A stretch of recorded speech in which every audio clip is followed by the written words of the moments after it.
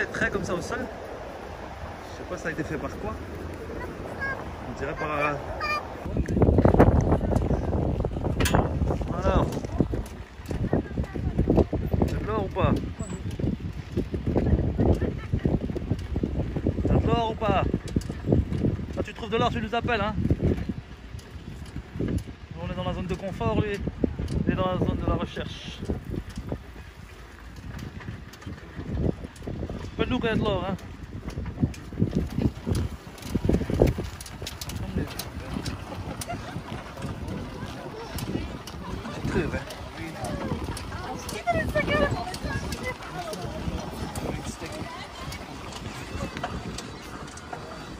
C'est magnifique.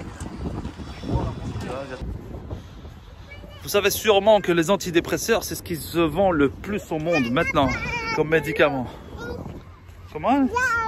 Ils sont là-bas, notre chancla. Ils sont là-bas, notre chancla. Viens. Chancla, c'est les sandales. Sandales ou... on peut appeler ça. En tout cas, ce qui se vend le plus au monde, c'est les antidépresseurs. Qu'est-ce que ça veut dire? Ça veut dire que les gens sont de plus en plus en dépression.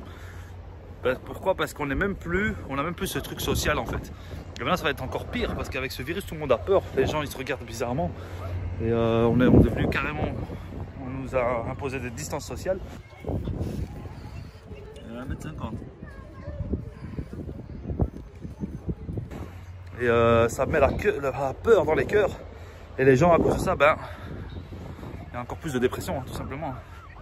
Vous savez que dans les homes, le personnel a tellement chuté que vous avez dans des homes où il y avait 90% des aides-soignants, des infirmières, de tout, hein, qui ne venaient même pas travailler.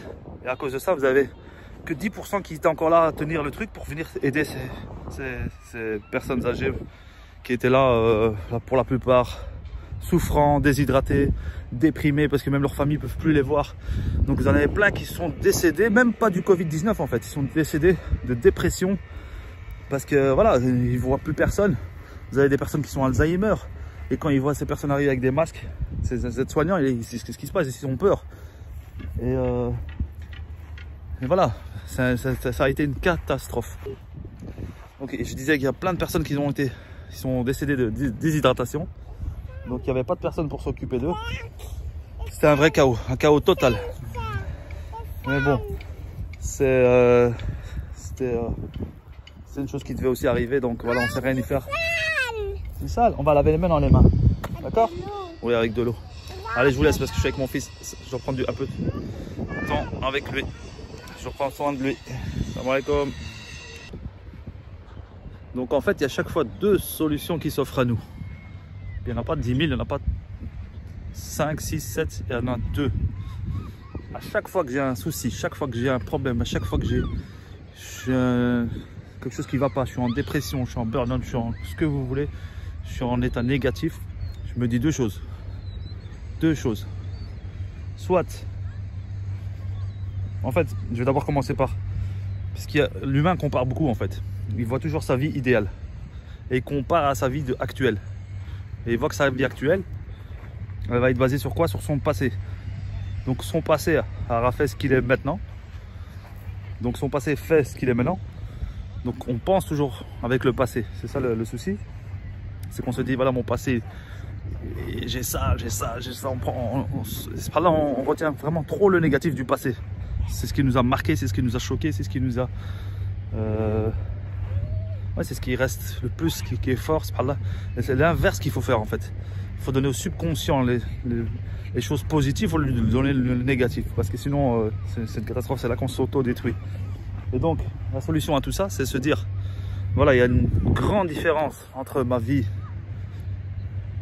actuelle, ma vie idéale plutôt, et la vie que j'ai maintenant actuelle. Donc maintenant, soit je fais tout pour améliorer ma vie, pour avoir cette vie que je souhaite, la vie idéale, ou soit j'accepte comme elle est et j'arrête de me plaindre. Et donc tu te plains pas, parce que quand tu te plains, tu prends l'énergie des gens. Les gens n'aiment pas ça. Les gens fuient les gens négatifs.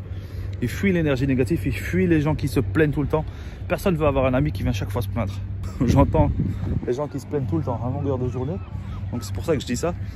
Donc soit on fait tout pour changer sa vie, on l'améliore. Donc c'est à nous-mêmes, notre vie elle est entre nos mains, c'est à nous de décider de notre avenir. Donc il faut faire ce pas-là de vouloir. Personne ne va le faire à votre place de toute façon. Donc c'est à vous de vouloir améliorer votre avenir. Donc soit vous faites ça, ou soit vous vous plaignez pas. Parce que se plaindre, on n'a pas besoin de ça. Donc voilà, c'est simple, deux choix. Salam alaikum à tous. Il y a un écart entre ma vie idéale et ma vie actuelle. Donc soit j'accepte ma vie comme elle est, soit je fais tout pour changer, tout pour améliorer, tout pour avoir la vie idéale que je souhaite. Mais je me plains pas.